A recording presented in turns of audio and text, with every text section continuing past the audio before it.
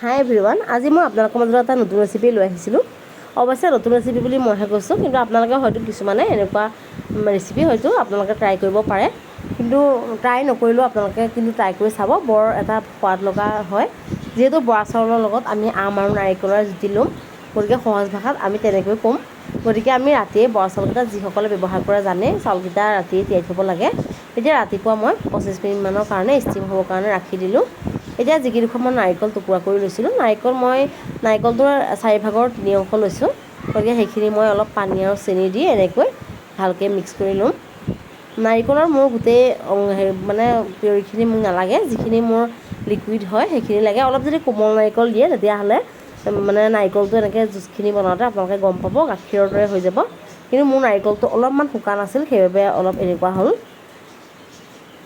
এতিয়া মই ষ্টিম কৰি থোৱা যিখিনি মানে বৰা চাউল আছিলে এইখিনি ভালকৈ সিজি গৈছে। এতিয়া সেইখিনি মই এটা বাতিত উলিয়াই থ'লোঁ। এতিয়া যিখিনি মই নাৰিকলৰ যিখিনি জুচ মই বনাই লৈছিলোঁ এইখিনি মই ভালকৈ চাকি ল'ম। যিহেতু মই শুকান নাৰিকল ব্যৱহাৰ কৰিলোঁ, সেইবাবে মোৰ অকণমান মানে খিচখিচীয়া টাইপৰ অলপ হৈছে, সেইবাবে মই অলপমান চাকি ল'লোঁ। কিন্তু আপোনালোকে যদি কোমল নাৰিকল দিয়ে তেতিয়াহ'লে একেবাৰে গাখীৰটো ভালকৈ হৈ যাব। এতিয়া যিখিনি বাতিত মই ষ্টিম ৰাইচখিনি মই লৈ লৈছিলোঁ, এইখিনি মই অলপমান নাৰিকলৰ জুচ দি এনেকৈ অলপমান তিয়াই থ'ম 10-15 মিনিটমানৰ কাৰণে। আপোনালোকে চাউলকেইটা কিন্তু গৰমে গৰমে ল'ব, যিহেতু মই ধৰক এইখিনি গাখীৰখিনি এবজৰ্ব তেতিয়াহে হ'ব। অলপমান সময়ৰ কাৰণে মই ঢাকি ৰাখি দিলোঁ। এতিয়া এয়া 20 মিনিটমানৰ পাছত দেখিছে আপোনালোকে গাখীৰখিনি কেনেকৈ এবজৰ্ব হৈ গৈছে।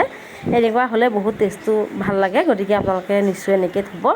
আৰু ইয়াৰ পিছত মই এটা বাতিত এইখিনি মানে ভালকৈ ছেট কৰি মই ছাৰ্ভ কৰিলোঁ। এতিয়া মই থালিখন আপোনালোকক দেখাই আছোঁ। ইয়াত মই অলপমান কোকোনাট যিখিনি মানে মই চাকি লৈছিলোঁ ওপৰৰ অংশ, অলপমান ওপৰত গাৰ্নিচিং কৰিবৰ কাৰণে দি দিলোঁ।